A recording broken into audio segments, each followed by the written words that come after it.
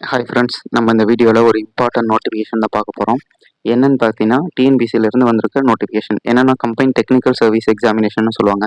Technical service examination 1ல் வந்து engineering services இது மாதிரி இருக்கிறதெல்லாம் கேட்டிருந்தாங்க. இதேமாரியே கம்பைன் டெக்னிக்கல் சர்வீஸ் எக்ஸாமினேஷன் 2ல் வந்து என்ன சொல்லியிருக்காங்கன்னா, ஐடிஐ ட்ரேட் லெவலில் இருக்கிற போஸ்டிங்ஸை கேட்டிருக்காங்க. என்னன்னு பார்த்தீங்கன்னா, Tamil Nadu power distribution corporation limited அப்படின்னு சொல்கிறாங்க. அதாவது மின்சாரம் ரிலேட்டடாக, அதாவது ஃபீல்டு அசிஸ்டன்ஸ் அது ரிலேட்டடான போஸ்டிங்ஸ் தான் கேட்டிருக்காங்க. அது ஒரு நோட்டிஃபிகேஷன் தான் இதில் பார்ப்போம், ஃபுல்லாக பார்ப்போம் டீட்டெயில்ஸ் என்னென்னு. ஓகே, இது ஆன்லைன் மோடில் தான் அப்ளை பண்ணணும்னு சொல்லிட்டாங்க. இது ஐடிஐ ட்ரேட் முடிச்சவங்க எல்லாருமே அப்ளை பண்ணலாம் அப்படிங்கிறத சொல்லியிருக்கிறாங்க. நெக்ஸ்ட் பார்த்தீங்கன்னா, அப்ளிகேஷன் சப்மிஷன் டேட் அப்படின்னு பார்த்தீங்கன்னா, ஃபஸ்ட்டு வந்து நோட்டிஃபிகேஷன் டேட் ஸ்டார்ட் ஆகிடுச்சு 3/9/2025. இப்போ 2/10/2025 வரை வந்துட்டு அப்ளிகேஷன் வந்துட்டு அப்ளை பண்ணிக்கலாம் அப்படின்னு சொல்லியிருக்காங்க. நெக்ஸ்ட் இதுக்கான அப்ளிகேஷன் ஏதாவது மிஸ்டேக்ஸ் இருந்தது அப்படின்னா கரெக்ஷன் விண்டோ திரும்பவும் அப்ளிகேஷன் சப்மிட் ஆனதுக்கப்புறம் ஓப்பன் பண்ணணும்னு சொல்லியிருக்காங்க. எப்போனா 6/10/2025 அதிலிருந்து 8/10/2025 வரை இருக்கும் அப்படிங்கிற மாதிரி சொல்லியிருக்காங்க.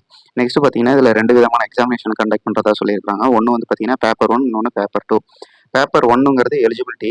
அதுலேயே வந்து பார்த்தீங்கன்னா ஜென்ரல் ஸ்டடீஸும் அதுக்கப்புறம் ஆப்டிடியூட் அண்ட் மென்டல் எபிலிட்டி இது ரெண்டும் வந்துட்டு கால்குலேட் பண்ணிக்கணுங்கிற மாதிரியும், அடுத்து செகண்ட் வந்துட்டு அவங்களோட கோர் எலக்ட்ரீஷியன் அண்டு வயர்மேன் இதில் வந்துட்டு எடுக்கிறதா சொல்லியிருக்கிறாங்க. நெக்ஸ்ட் பார்த்தீங்கன்னா என்னைக்கு எக்ஸாம்ங்கிறதையும் சொல்லிட்டாங்க.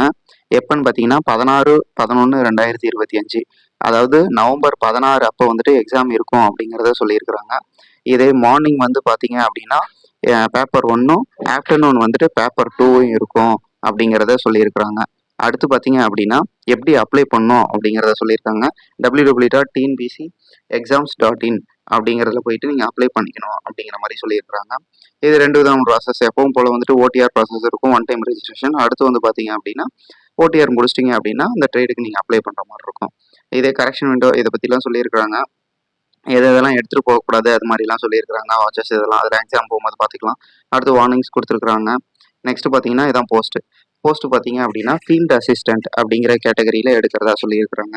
எதுலன்னு பார்த்தீங்கன்னா Tamil Nadu power distribution corporation limited அதில் இருந்து. இதில் வந்து பார்த்தீங்கன்னா 1794 வேக்கண்ட் வந்து கொடுத்துருக்காங்க. லெவல் 2 சேலரி கொடுக்குறதா சொல்லியிருக்காங்க. 18,800 ஸ்டார்ட் ஆகும்.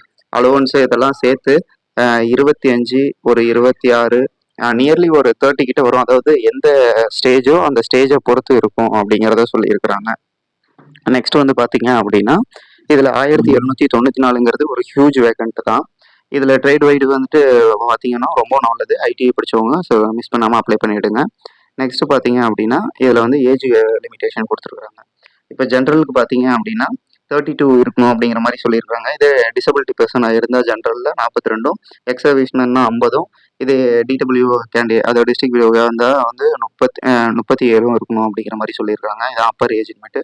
இதே ஃபீல்டு அசிஸ்டண்ட்டாக இருந்தால் 34 இருக்கணும் அப்படிங்கிற மாதிரி சொல்லி, அது ஃபீல்டு அசிஸ்டண்ட்டில் மற்ற கேட்டகரிஸ் அதாவது ஓபிசியை தவிர ஜென்ரலை தவிர மீதி இருக்கிற கேட்டகரிஸ்க்கெலாம் வந்து பார்த்தீங்க அப்படின்னா பிசி எம்பிசிஸாக இருந்தால் 34 வயசு வரையும், எஸ்சி எஸ்சிஏ இதெல்லாம் இருந்தால் 37 வயசு வரையும் அப்ளை பண்ணிக்கலாம்னு சொல்லியிருக்காங்க. இதே வந்து டிசபிலிட்டி பர்சனாக இருந்தால் 44 வயசுன்னு சொல்லியிருக்காங்க. யாருக்கு? பிசி எம்பிசிஸில். அதே வந்துட்டு எஸ்சிஏவில் இருந்தால் 47 வயசு வரையும் எழுதிக்கலாம்னு சொல்லியிருக்காங்க. இதே எக்ஸ் சர்வீஸ் மேன் வந்துட்டு பார்த்தீங்க அப்படின்னா 55 வயசு வரையும். இதே டிடபிள்யூனா ரெண்டுக்கும் சேம் தான், 37 வயசு வரையும் அப்ளை பண்ணிக்கலாம் அப்படிங்கிற மாதிரி சொல்லியிருக்கிறாங்க. வேறு இதில் எதுவும் சொல்லலை. நெக்ஸ்ட்டு பார்த்தீங்க அப்படின்னா டேட் ஆஃப் பர்த்தை வந்துட்டு எப்படி வெரிஃபை பண்ணுவேன்னு சொல்லியிருக்காங்கன்னா எஸ்எஸ்எல்சி அதாவது உங்கள் 10th mark sheet 12th mark ஷீட்டில் இருக்கிற டேட் ஆஃப் பர்த்தை தான் வந்துட்டு அவங்க வந்துட்டு டேட் ஆஃப் பர்த்தை வந்துட்டு வெரிஃபை பண்ணியிருப்போம் அப்படின்னு சொல்லியிருக்கிறாங்க. அதில் வந்துட்டு டேட் ஆஃப் பர்த் இல்லாத பட்சத்துக்கு உங்களோட டிசியோ பர்த் சர்டிஃபிகேட்டோ இதில் ஏதாவது ஒன்று வந்துட்டு சப்மிட் பண்ணுற மாதிரி இருக்கும் அப்படிங்கிற மாதிரி சொல்லியிருக்கிறாங்க. நெக்ஸ்ட்டு பார்த்தீங்கன்னா குவாலிஃபிகேஷன் ஒன்று ஐடிஐ முடிச்சிருக்கணும். ஐடிஐலையும் மெயினாக பார்த்தீங்கன்னா electrician, wireman, electrical trade under the electrical இதில் ஏதாவது ஒன்று வந்துட்டு முடிச்சிருக்கணும் அப்படிங்கிறத அவங்க வந்து சொல்லியிருக்கிறாங்க. அப்படி இல்லைன்னா அப்ரண்டிஸ் சர்டிஃபிகேட் அதாவது வந்துட்டு நேஷனல் லெவலில் வாங்கியிருக்கணும் அப்படிங்கிற மாதிரி சொல்லியிருக்கிறாங்க. இதுதான் இதில் வந்து சொல்லியிருக்கிறது. நீங்கள் 10th முடிச்சுட்டு இப்படியும் பண்ணியிருக்கலாம், இல்லை 12th முடிச்சுட்டு ஒன்றும் பண்ணியிருக்கலாம், அது உங்களோட விருப்பம். இதில் சப்போர்ட்டிங் டாக்குமெண்ட்ஸ்லாம் என்னங்கிறதெல்லாம் சொல்லியிருக்கிறாங்க, பார்த்துக்கோங்க. ஒன்றும் கிடையாது, உங்களோட மார்க் ஷீட்ஸு 10th 12th அப்படி இல்லைன்னா 10th ஐடிஐ இல்லை 10th 12th ஐடிஐ இதில் எப்படியாவது முடிச்சிருந்தீங்கன்னா ஓகே அப்படிங்கிற மாதிரி சொல்லியிருக்கிறாங்க. நெக்ஸ்ட்டு பார்த்தீங்க அப்படின்னா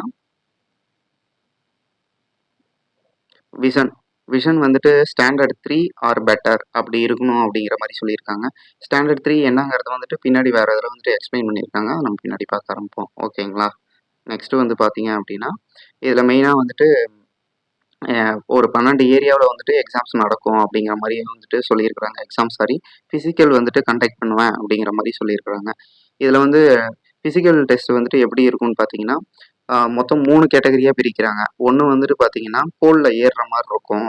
அந்த மரம் இருக்கும்ல, அதில வந்து இந்த மின்சார மரம்னு சொல்லுவாங்கல்ல, அதில ஏறுற மாரி இருக்கும். அடுத்து வந்து பார்த்தீங்க அப்படின்னா, இந்த கண்டக்டர் ஃபிக்ஸ் பண்ற மாரி, அதுக்கப்புறம் கண்டக்டர் ஃபிக்ஸ் பண்ற மாரி, எம்பின் வந்துட்டு இன்சர்ட் பண்ற மாரி, இது மாரி டெஸ்ட் எல்லாம் இருக்கும் அப்படிங்கிறதையும் சொல்லியிருக்காங்க. மரம் ஏறுறது அப்படின்னு பார்த்தீங்க அப்படின்னா, 30 ஃபீட் போல் வந்துட்டு 8 நிமிஷத்துல ஏறுற மாரியும், இதே இந்த கண்டக்டர் ஃபிக்ஸ் பண்றது, அதுக்கப்புறம் ஹெச்டி டிஸ்க், அதுக்கப்புறம் எம்பின் இதெல்லாம் ஃபிக்ஸ் பண்றது பார்த்தீங்க அப்படின்னா, 2 நிமிஷத்துல பண்ற மாரி இருக்கணும். அடுத்து வந்து பார்த்தீங்கன்னா, வெயிட் லிஃப்டிங் மாரி இருக்கும். 35 கேஜி இருக்கிற வெயிட்ட வந்துட்டு எடுத்துட்டு 100 மீட்டருக்கு ஓடுற மாரி இருக்கும். இது வந்து பார்த்தீங்கன்னா, கீழ வைக்காம பண்ணணும். ஒரு அட்டெம்ப்ட் தான் குடுப்பேன்னு சொல்லியிருக்கிறாங்க. இதுக்கு பார்த்தீங்க அப்படின்னா, டைம் லிமிட்டும் வந்துட்டு குடுத்துருக்காங்க. 1 மினிட்ல முடிக்கணும் அப்படிங்கிறதையும் சொல்லியிருக்கிறாங்க. இதுதான் ஃபிசிக்கல். அடுத்து பார்த்தீங்க அப்படின்னா, எக்ஸாமினேஷன்ஸ். எக்ஸாமினேஷன் ஃபர்ஸ்ட்டு முடிஞ்சிரும். அதுக்கப்புறம் தான் ஃபிசிக்கல் ஸ்டாண்டர்ட் இருக்கும். ஃபர்ஸ்ட்டு நீங்க அப்ளை பண்ண உடனே எக்ஸாமினேஷன் இருக்கும். எக்ஸாமினேஷன் முடிஞ்சது தான் ஃபிசிக்கல் இருக்கும். இதில பார்த்தீங்கன்னா, பேப்பர் 1, பேப்பர் 2 பிரிக்கிறாங்க. பேப்பர் 1ல 3 கேட்டகரியா பிரிக்கிறாங்க. 1 தமிழ் எலிஜிபிலிட்டி டெஸ்ட். இது வந்துட்டு உங்களோட மார்க் கன்சிடர் பண்ண மாட்டாங்க. எலிஜிபிலிட்டி மட்டும் தான். பேப்பர் 1ல 2 பிரிச்சிருக்காங்க. ஒண்ணுன்னு பார்த்தீங்கன்னா, ஜெனரல் ஸ்டடீஸ், இன்னொன்னு ஆப்டிட்யூட் அண்ட் மேத்ஸ் ரிலேட்டடா வந்துட்டு பிரிச்சிருக்காங்க. இதில ஜெனரல் ஸ்டடீஸ் 75 மார்க்கும், ஆப்டிட்யூட் ரிலேட்டடா 25 மார்க்கும் சொல்லியிருக்காங்க. பேப்பர் 2ல பார்த்தீங்கன்னா, உங்க ட்ரேட் ரிலேட்டடா ஐடி ரிலேட்டடா கொஸ்டின்ஸ் கேட்பேன்னு சொல்லியிருக்காங்க.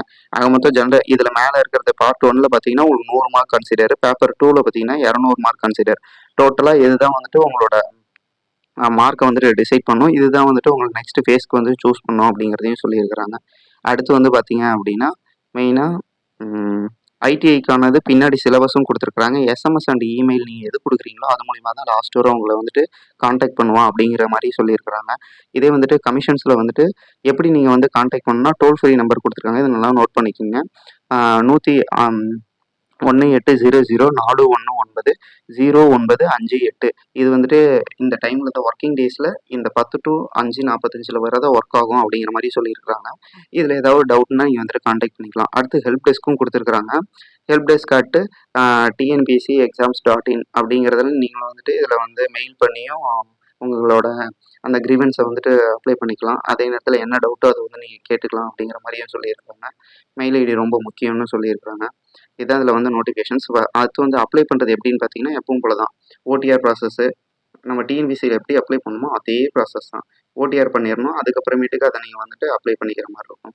இதில் மெயினாக வந்துட்டு ஃபோட்டோகிராஃப் வந்து ஒன் ஒன் ஃபோட்டோகிராஃபில் ஃபஸ்ட்டு 3 சென்டிமீட்டர் உங்கள் ஃபோட்டோவும், அடுத்து 1.5 சென்டிமீட்டருக்கு வந்துட்டு உங்களோட பேரும் டேட்டும் இருக்கணும் அப்படிங்கிற மாதிரி சொல்லியிருக்காங்க.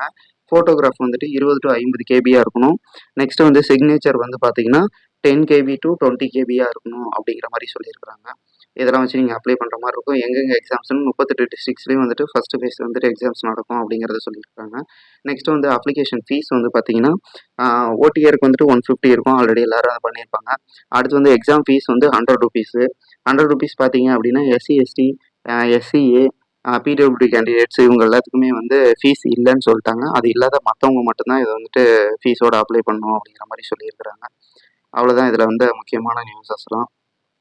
மிஸ் பண்ணாமல் அப்ளை பண்ணிவிடுங்க. இது ஒரு ஹியூஜ் வேக்கன்ட். ஐடிஐ முடிச்சவங்களுக்கு ரொம்ப ரொம்ப யூஸ்ஃபுல்லாக இருக்கும். Thank you friends. இதில் டவுட்னா கமெண்ட்ஸில் சொல்லுங்கள். அதுக்கான ஆன்சர்ஸ் வந்து கொடுப்போம். தேங்க்யூ.